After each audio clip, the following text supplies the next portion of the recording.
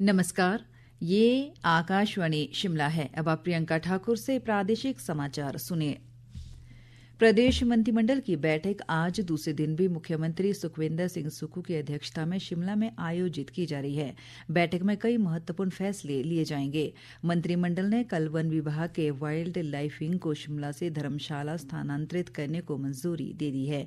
इस दौरान राज्यों के सभी रेवेन्यू कोर्ट को ऑनलाइन करने को भी मंजूरी दी गई। इससे लोग घर बैठे ही अपने मुकदमे की जानकारी ले सकेंगे। संसदीय कार्य मंत्री हर्षवर्धन चौहान ने मंत्रिमंडल के फैसलों की जानकारी देते हुए कहा कि मंत्रिमंडल ने अनुबंध पर भर्तियों को खत्म कर अब 2 साल के लिए ट्रेनी के तौर पर नियुक्तियां देने का भी निर्णय लिया है। अधिक ब्यौरे के साथ हमारे शिमला जिला संवाददाता। मुख्यमंत्री सुखविंदर सिंह सुक्खू की अध्यक्षता में आज दूसरे दिन भी लगातार कैबिनेट की बैठक सचिवालय में आयोजित होगी, जिसमें कई अहम निर्णय होंगे। सरकार कर्मचारियों की सेवानिवृत्ति की उम्र को 1 साल बढ़ाने को लेकर भी आज फैसला ले सकती है। इसके अलावा सेवानिवृत्ति के बाद कर्मचारियों को मिलने वाली 40% कम्यूटेशन को लेकर भी आज कैबिनेट में फैसला हो सकता है। वहीं कॉलेजों में नए शैक्षणिक सत्र में राष्ट्रीय शिक्षा नीति 2020 के तहत स्नातक डिग्री कोर्स में फिर से सेमेस्टर सिस्टम लागू करने पर भी आज सरकार अपना फैसला ले सकती है। बीते कल हुई कैबिनेट की बैठक में विभिन्न विभागों में कार्यरत चतुर्थ श्रेणी के अंशकालीन कर्मचारियों को दैनिक भोगी कर्मचारी में परिवर्तन करने का निर्णय लिया गया। इसके अलावा वन विभाग के वाइल्ड लाइफ विंग को शिमला से धर्मशाला शिफ्ट करने को लेकर भी कैबिनेट ने अपनी सहमति दी। साथ ही सरकार ने अनुबंध को खत्म कर ट्रेनी के तौर पर अब कर्मचारियों को 2 साल की नियुक्ति देने का निर्णय लिया है, जिसके बाद वे नियमित होंगे। आकाशवाणी समाचार के लिए शिमला से युवराज शर्मा। गृह मंत्रालय ने राज्य और केंद्र शासित प्रदेशों से सुरक्षा तैयारियों के मूल्यांकन के लिए कल 7 मई को मॉकड्रिल करवाने को कहा है। देश के 244 वर्गीकृत जिलों में ग्राम स्तर तक यह सुरक्षा अभियान कराने का फैसला लिया गया है।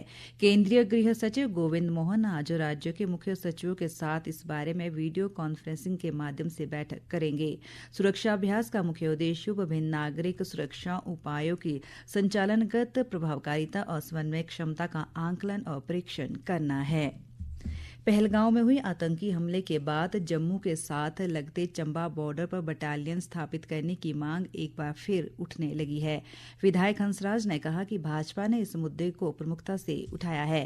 उन्होंने कहा कि खुफिया एजेंसियों की ये रिपोर्ट है कि जो पहलगांव में आतंकी घटना हुई थी, ऐसे में आतंकी चंबा के साथ लगते जम्मू बॉर्डर की तरफ पलायन कर सकते हैं। उन्होंने कहा कि हालांकि बॉर्डर पर एसपीओ की तैनाती की गई है, लेकिन यहाँ स्थायी बटालियन होना बहुत जरूरी है। इस मांग को उन्होंने केंद्र सरकार के समक्ष भी उठाया है और उन्हें उम्मीद है कि इस दिशा में जल्द कोई आवश्यक कार्रवाई होगी।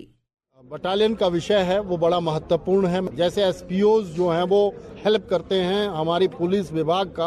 अभी भारत सरकार ने जो हमने एक चिट्ठी भेजी थी, इन्होंने आईटीबीपी कई इलाकों में डिप्लॉय की है, पर उसके साथ साथ मैंने ये भी कहा है कि हमारे जो पुलिस में जवान चंबा से भी सेवाएं दे रहे हैं और अन्य आप देखेंगे कि जिलों में लगभग हर जगह बटालियन हैं। तो एक बटालियन हमने ली भी थी, लेकिन सरकार जाने की वजह से वो ऊना और इधर उधर घूम रही है। तो हमने भारत सरकार को, जब माननीय जगत प्रकाश नड्डा जी यहाँ पर आए थे, हमने बड़ी जबरदस्त वकालत करी है और मुझे विश्वास है कि चंबा को भी बटालियन मिलेगी। वहीं इस मामले पर लोकसभा सांसद राजीव भारद्वाज ने कहा कि यह बहुत गंभीर मामला है और इस बारे में केंद्रीय गृह मंत्री से बात की जाएगी। उन्होंने स्थानीय विधायकों से भी प्रदेश सरकार से इस विषय में बात करने का आग्रह किया। इस मुद्दे को गृह मंत्री जी से भी उठाएंगे और इस मुद्दे को मुख्यमंत्री जी से भी उठाएंगे, क्योंकि ये चिंता का विषय है और बहुत पहले यहाँ दुर्घटना हो भी चुकी है। उग्रवादियों ने यहाँ पर भी नरसंहार किया था। इस नाते हिमाचल की सरकार को भी सजग रहना चाहिए और केंद्र से जो करने वाला होगा उसके लिए बड़े जोरदार शब्दों में आपकी आवाजें उठाई जाएगी।